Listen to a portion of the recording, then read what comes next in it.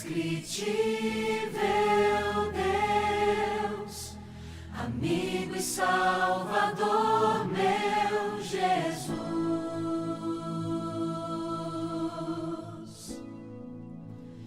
Inexplicável amor, fiel e redentor, meu Jesus.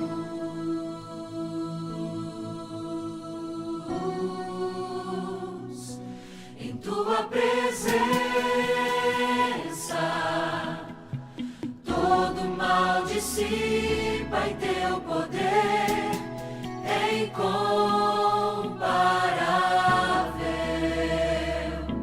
Em tua presença, inimigos cairão e teu poder é incomparável. Meus temores se vão em tua presença, descanso em paz então.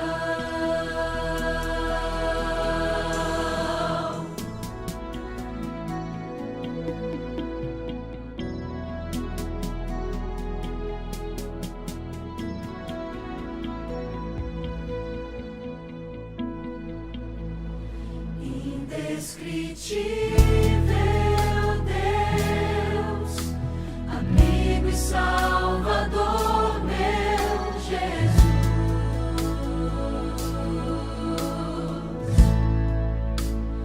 Inexplicável amor, fiel e redentor, meu Jesus.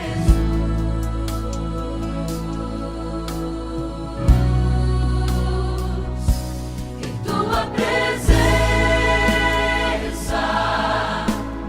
todo mal dissipa e teu poder é incomparável. Em tua presença, inimigos cairão e teu poder é incomparável. Meus temores se vão em tua presença, descanso em paz então.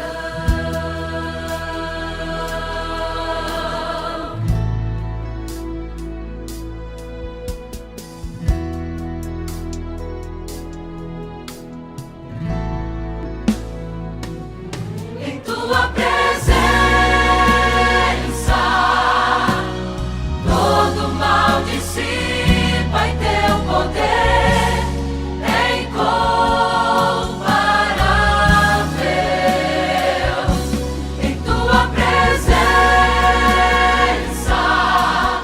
inimigos cairão e teu poder é incomparável.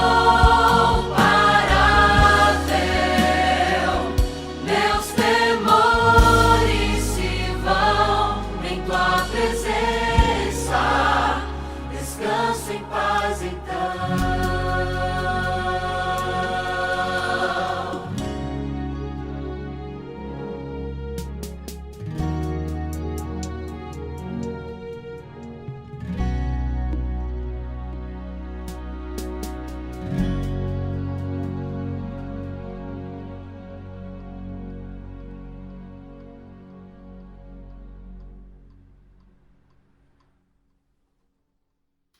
Olá, irmãos.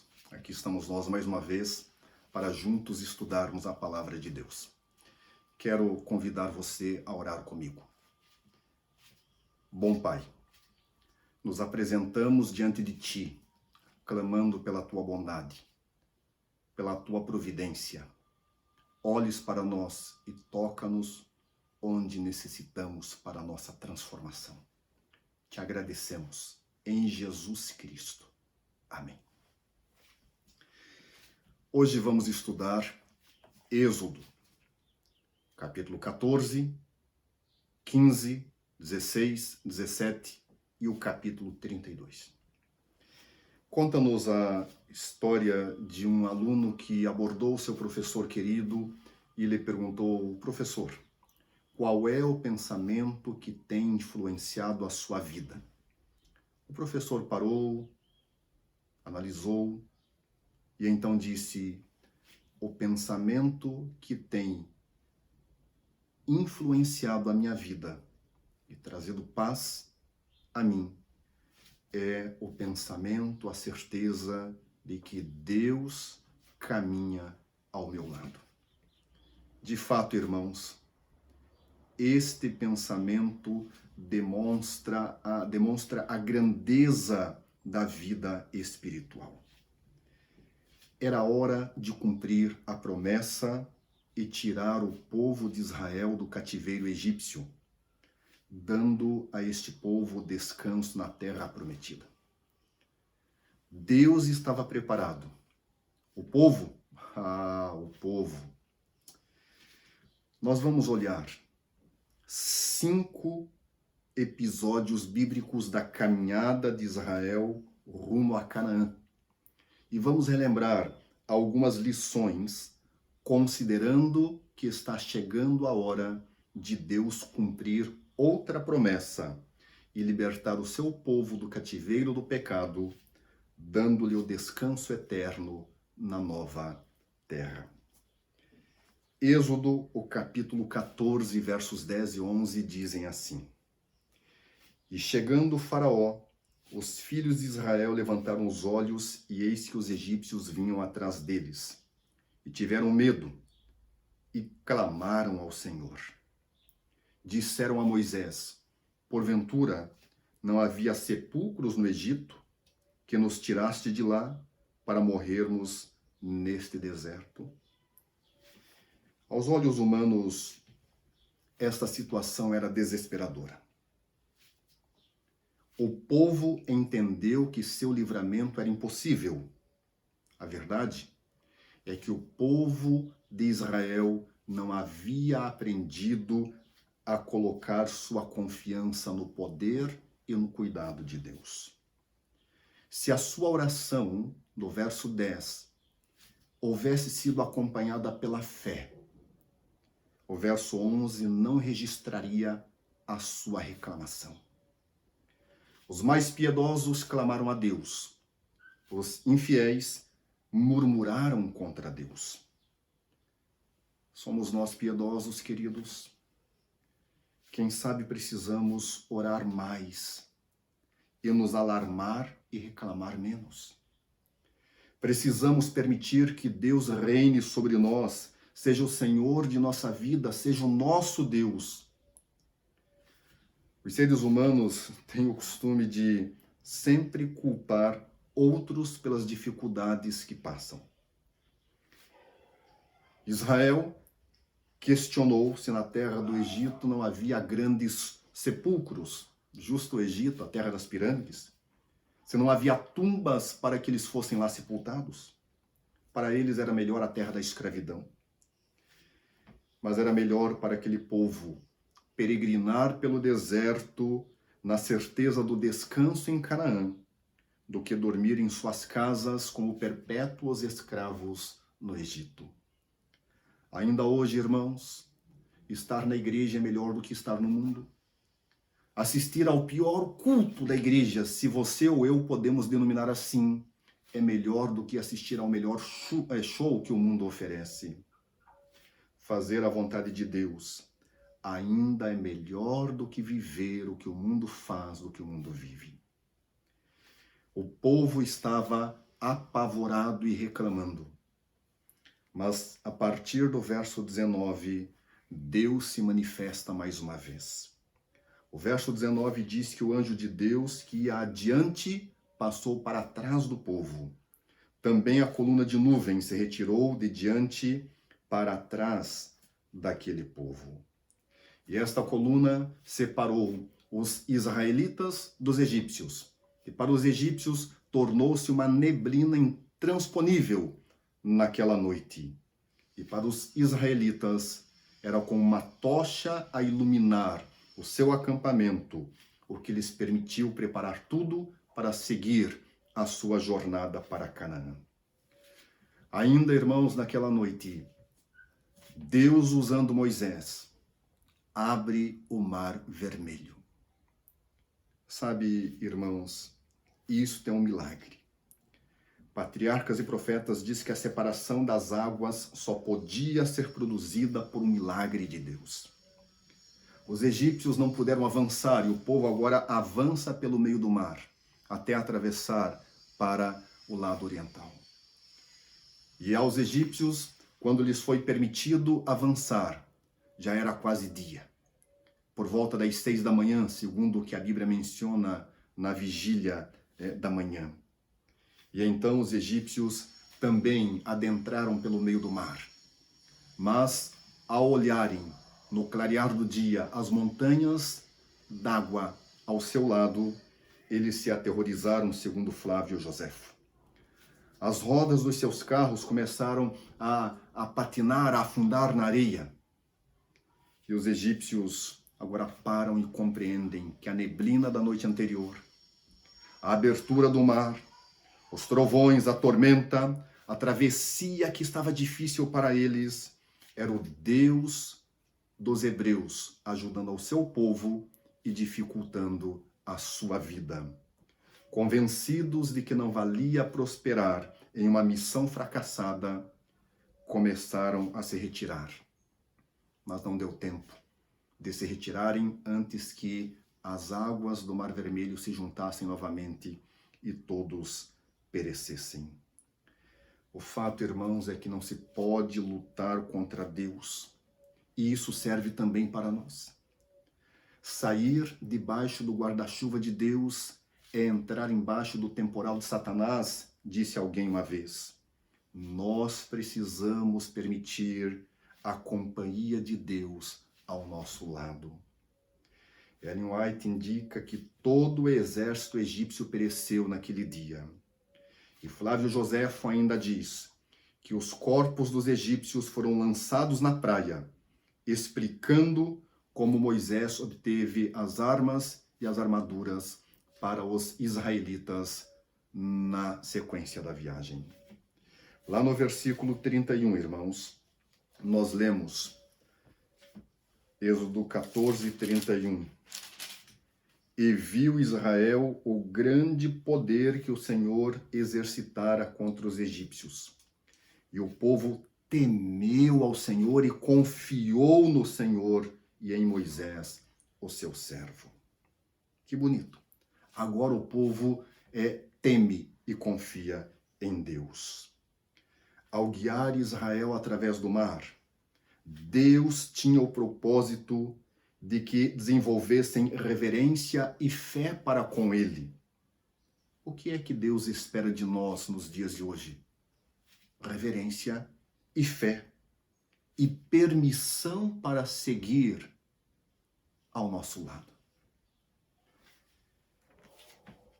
Os egípcios os israelitas naquela oportunidade, eles acreditaram pelo que tinham visto. Mas o Senhor pronunciou uma bênção sobre os que não viram e creram. Creram pela fé. Se hoje nós não soubéssemos mais nada da história de Israel, nós poderíamos concluir que eles seguiram com alegria, confiando em Deus, sem desconfiança, não importando qual fosse a crise. Mas nós encontramos o povo de Israel continuamente descontente, murmurando, desprezando a presença e a direção do céu em sua vida. E ao olharmos a infidelidade dos israelitas, devemos refletir e olhar para nós mesmos. Crises, lutas, sofrimentos, incertezas, nunca esqueça, o justo viverá pela fé. Nunca esqueça, muitas são as aflições do justo, mas Deus o livra de todas elas. Nunca esqueça, fui moço e agora sou velho, mas nunca vi um justo desamparado, nem a sua descendência a mendigar o pão. Precisamos ter fé em Deus, reverência para com Deus e permitir que Deus caminhe ao nosso lado. No capítulo 15, versos 23 e 24, lemos assim: Afinal chegaram a Mara, todavia não puderam beber as águas, porque eram amargas. E o povo murmurou, dizendo: que havemos de beber? Reclamariam muitas vezes até que terminassem as peregrinações. As murmurações foram primariamente dirigidas a Moisés, mas através dele também a Deus. Moisés era o líder, um líder manso, um líder humilde, a serviço do céu. Ainda hoje algumas pessoas reclamam dos líderes que Deus tem na terra, líderes da igreja, em várias esferas. Irmãos, muitos reclamam por quase nada. E são esses que nada fazem por sua igreja. E quando fazem, fazem do seu jeito e não do jeito de Deus. Se você que me ouve, porventura tem essa atitude, repense em oração e veja o que você tem feito à luz da vontade de Deus. No verso 25, o Senhor opera outro milagre. Então, Moisés chamou ou clamou ao Senhor e o Senhor lhe mostrou uma árvore. Moisés a lançou nas águas e as águas se tornaram doces, águas boas para serem bebidas. Aqui, irmãos, há mais um milagre de Deus. A árvore tinha só um significado simbólico porque era Deus atuando em prol de seu povo. E essas provas que Deus permitia ao povo passar eram planos de Deus para educar os hebreus, preparando-os para algo mais, para algo melhor, para Canaã. Como Deus tem provado a sua jornada para o céu. Mais importante, como você tem respondido às provas que Deus permite em sua vida. Precisamos confiar e crer que Deus está no comando. Deus é fiel. Em Êxodo capítulo 16, o verso 3, a Bíblia diz: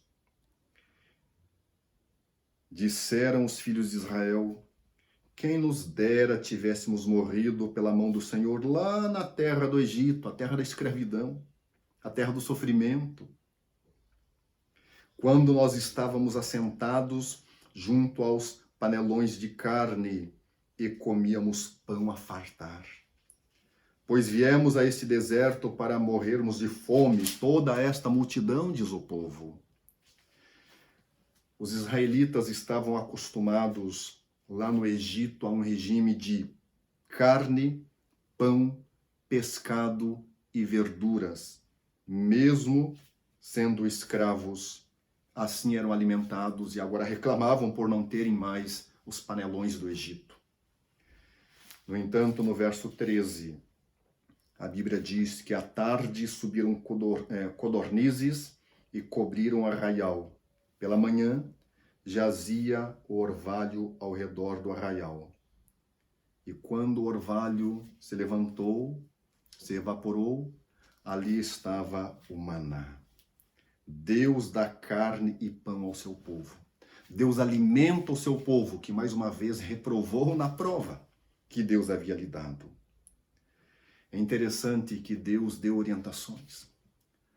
As codornizes vieram e o povo pôde comer carne. O maná caía a cada manhã e o povo podia comê-lo, juntando a sua porção para aquele dia. Alguns juntavam mais uma porção, perdia, enchia de bichos, cheirava mal. Mas Deus dava a cada manhã e na sexta-feira Deus pediu que o povo recolhesse em dobro agora para a sexta e para o sábado.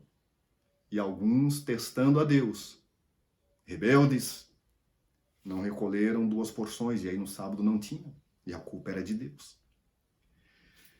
Irmãos, o resultado de armazenar o maná de um dia para o outro, na sexta-feira também era um milagre. Mas, Como já mencionei, alguns quebraram o mandamento devido à teimosia em fazer sua própria vontade. Deus havia dado ou estava dando aos israelitas um alimento pelo qual não trabalharam, mas deviam levantar-se cedo e recolhê-lo a cada dia, a fim de ter algo para comer, porque o maná derretia quando o sol esquentava.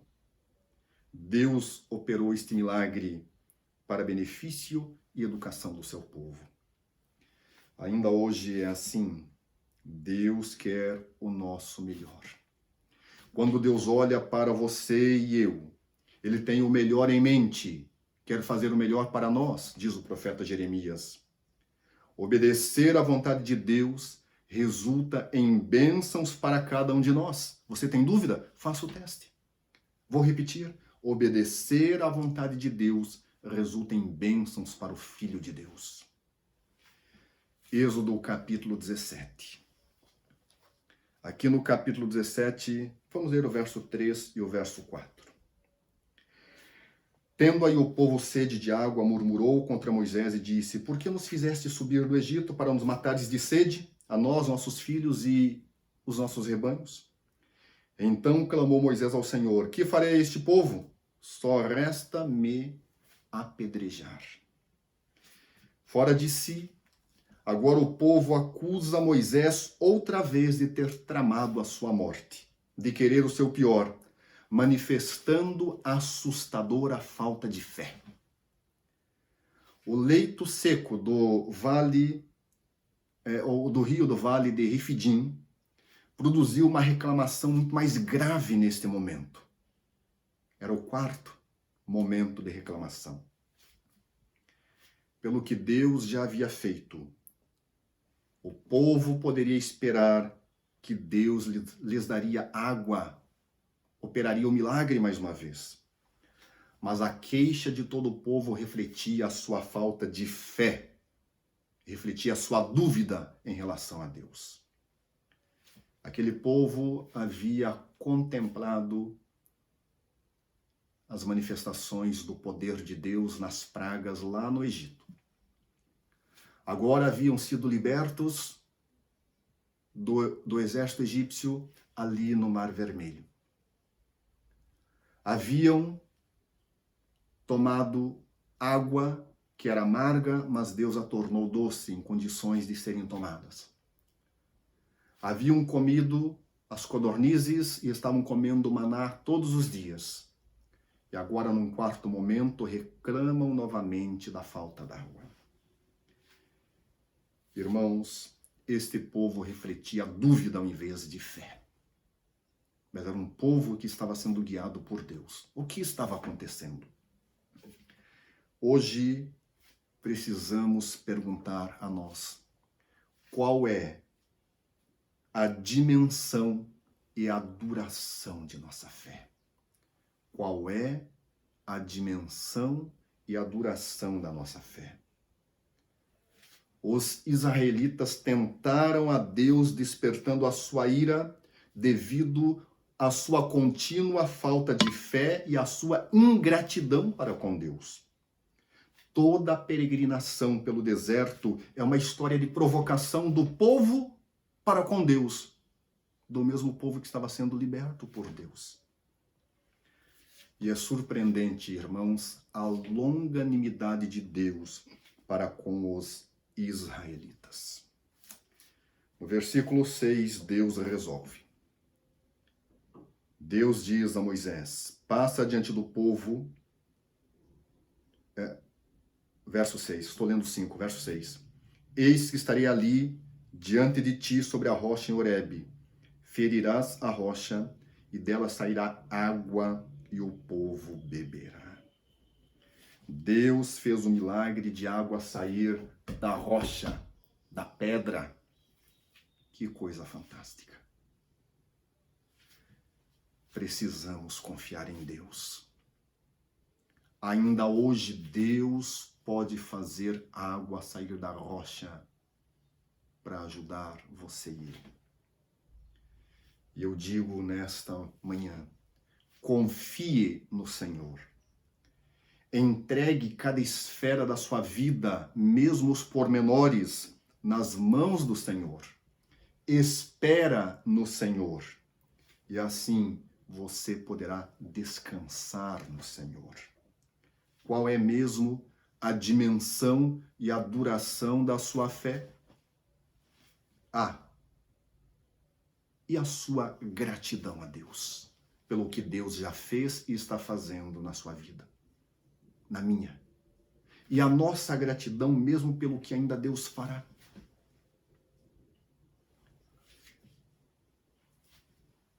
Num sótão,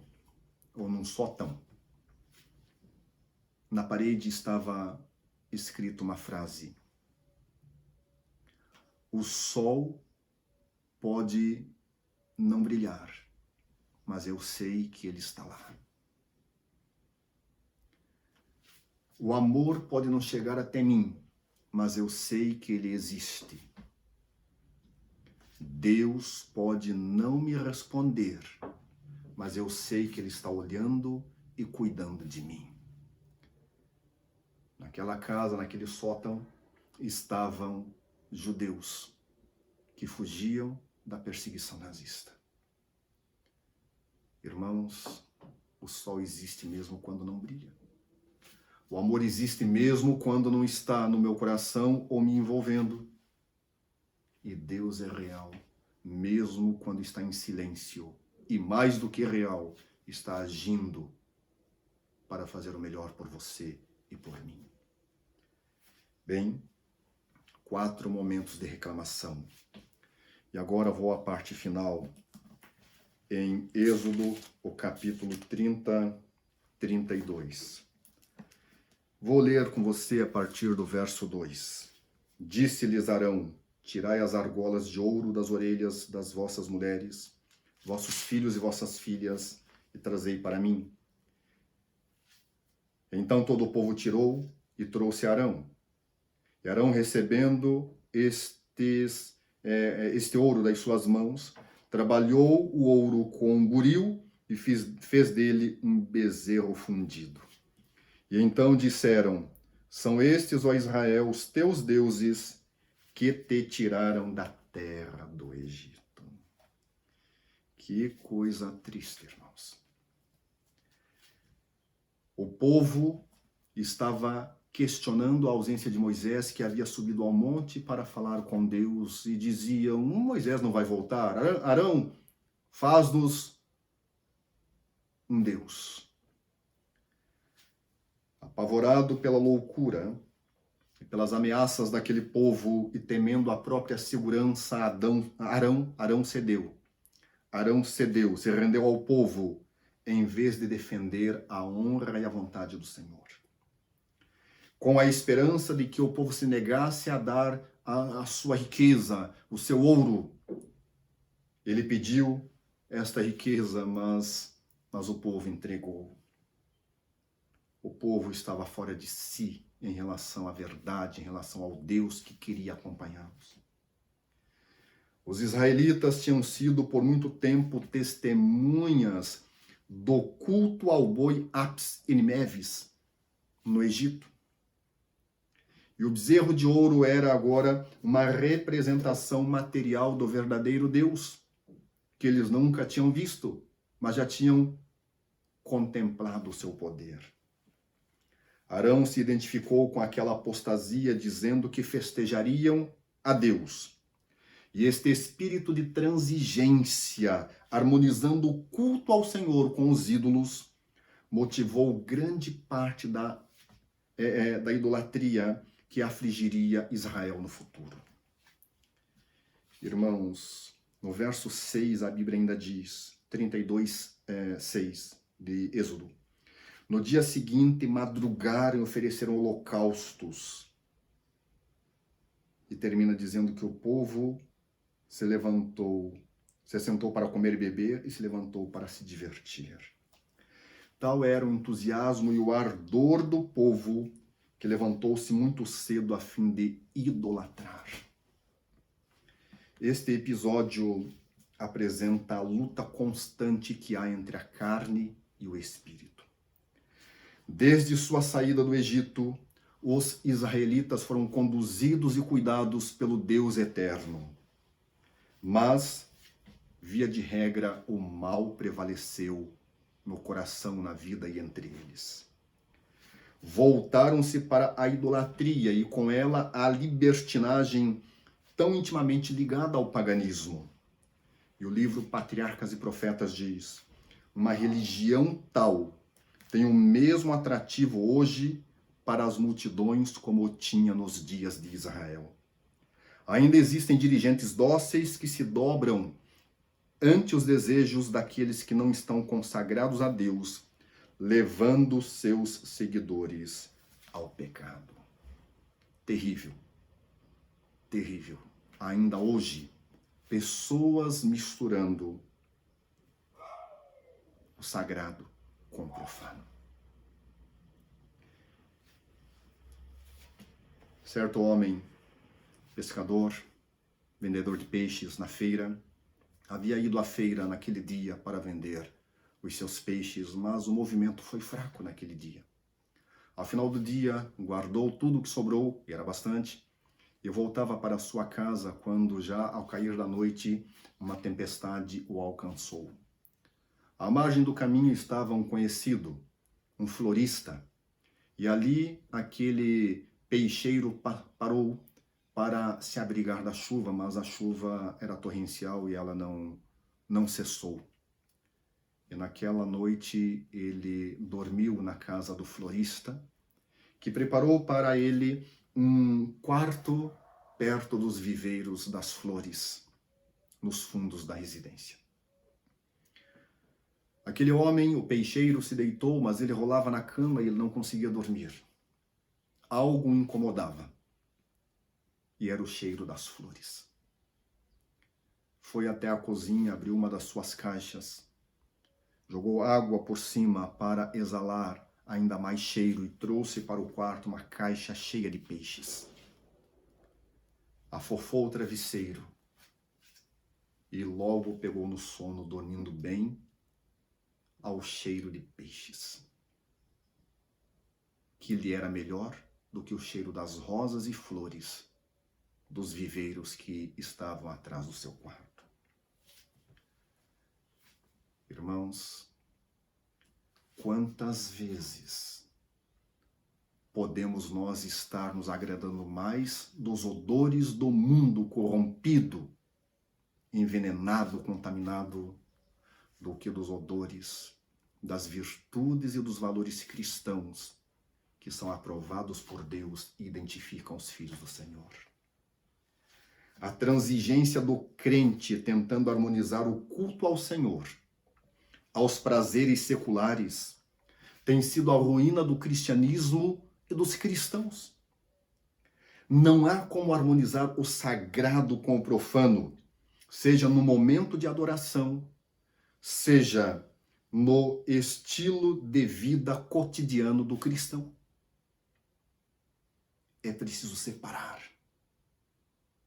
Não há como harmonizar santidade com o profano. Hoje, nós precisamos continuar olhando para Deus, permitindo que Ele caminhe ao nosso lado, porque sua mão sempre repousará sobre os fiéis, conduzindo e cuidando de seus filhos no cumprimento da promessa de resgatá-los da escravidão do pecado e de suas consequências, rumo ao descanso eterno na Canaã celestial.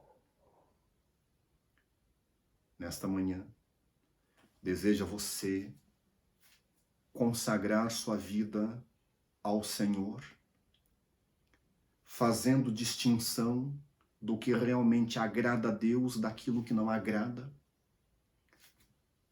para estar ao lado de Deus e ter Deus ao longo da jornada.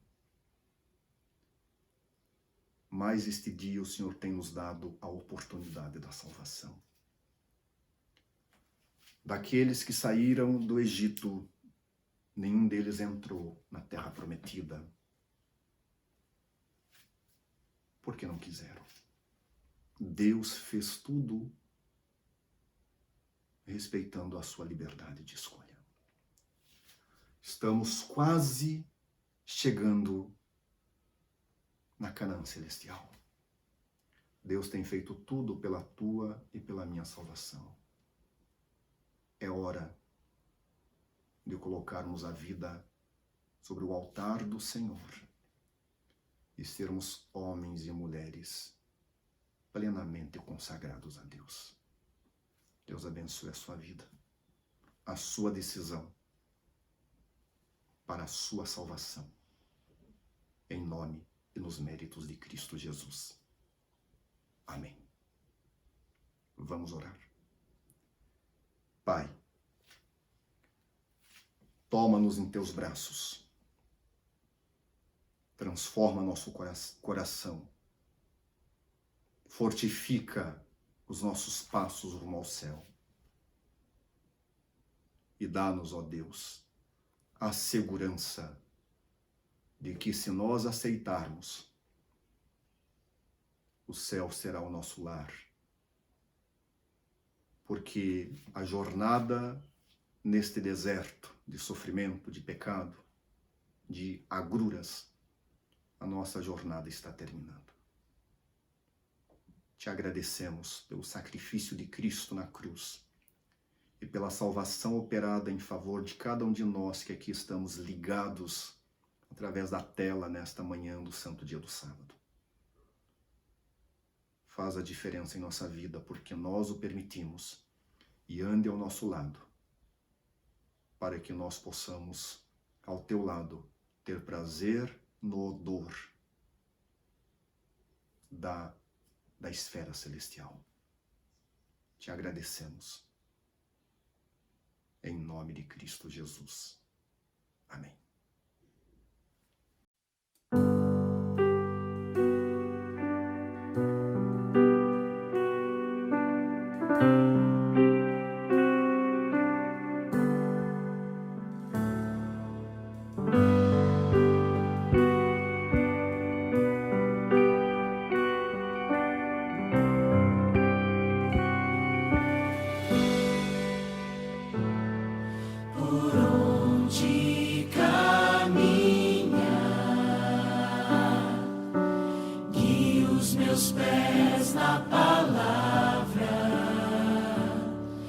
Se quero descansar, encontro alívio em seus braços e sei